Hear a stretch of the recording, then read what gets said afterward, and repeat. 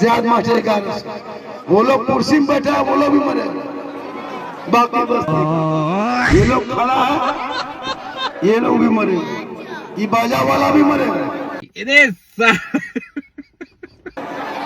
क्या नहीं मरेगा? सबको मरना है, दुनिया छोड़ना है, कफन ओढ़ना है, खाट में सोना है, कब्र में जाना है, हिसाब देना है। अमाल अच्छा होगा, अंजाम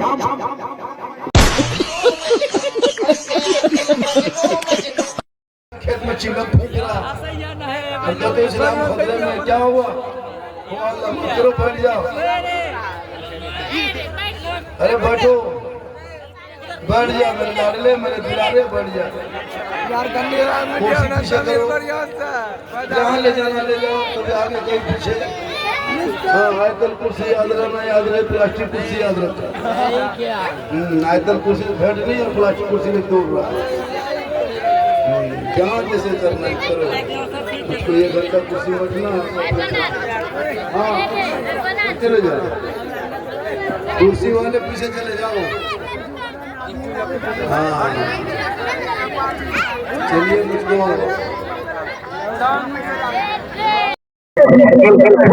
जिसकी बात मान जा, इमाम पाक ने फरमाया हम एक करके पूरा खानदान दे देंगे, पर यजीद के हाथ में अपना हाथ हम कभी नहीं।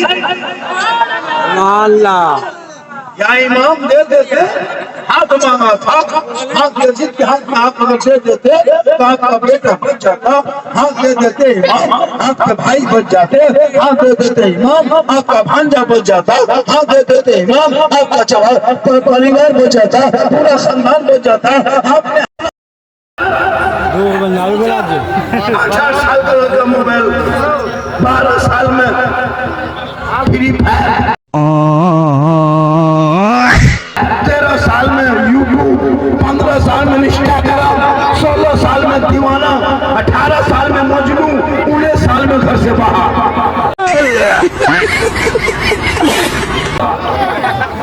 19 साल में घर से बाहर, सब आदमी सो रहा है, लड़का लोग जवान जवान मोड़ में घूम रहा है।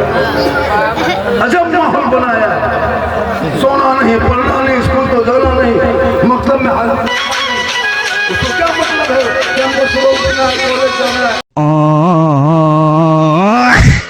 61 हिजरी में प्रदेश वतन में समी गरम में 56 साल की उम्र में ये ऐलान करता है कि यजीद शराबी है, इसलिए मैंने शराबी का सपोर्ट न किया। और हुसैन ने करबला में ऐलान कर दिया कयामत तक जो नाना की उम्मती शराबी होगा वो नाम हुसैनी नहीं होगा, और जो हुसैनी होगा वो शराबी। अब सोचो, मेरे इमाम का फैसला है कि शराबी कयामत तक हुसैनी नहीं बन सकता, और जो पक्का हुसैनी होगा वो शराब नहीं पी सकता। आज तेरा बेटा खेत में बैठ के चिल्लम फूंकता है,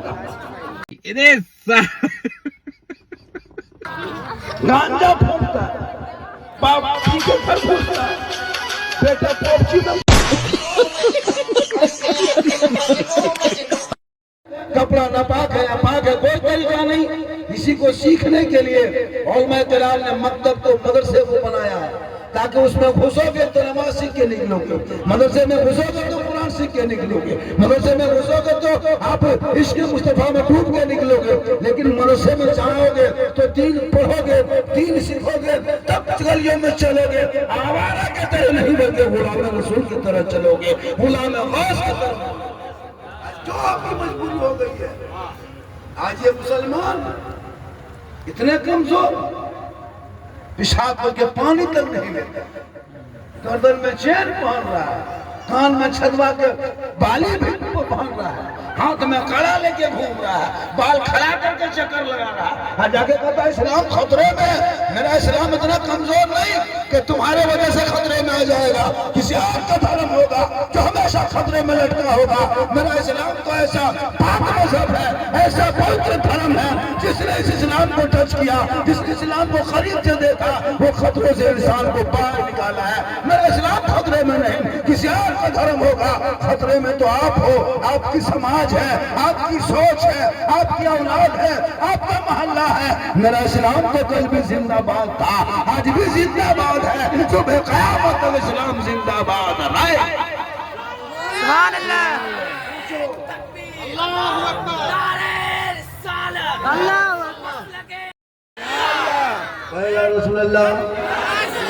मैदान में करबला, करबला जानते हो? अरे करबला जानते हो? करबला कहाँ है पता है? नेपाल में। कहाँ है? देख लिए नेपाल में। मेरे दोस्त कम से कम इतना तो सुनो, इतना तो सीखो। जो बोल दे बस, खुदा ने आज तक उस कौम की हालत नहीं बदली। मैदान करबला में दो ही चीज पे फोकस किया गया था बहुत ज्यादा, और दो चीज मैदान करबला में बहुत मजबूत था। क्या पता है? एक, मर्दों ने करबला में सब्र नहीं छोड़ा और औरतों ने करबला में पर्दा नहीं छोड़ा। मर्दों ने करबला में सब्र नहीं छोड़ा और औरतों ने करबला में पर्दा नहीं छोड़ा। आज मुहर्रम के नाम पे कमयाशी होती है, ढोल बजाते हो। सोचो, अच्छा बताओ, शहादत इमाम में, इमाम हुसैन की शहादत में ये ढोल कहां से घुस गया?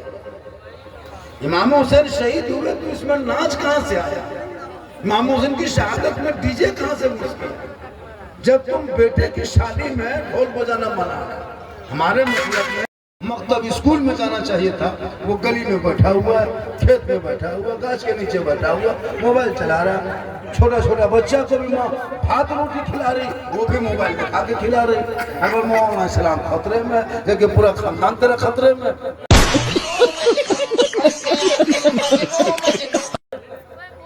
सोचा कभी?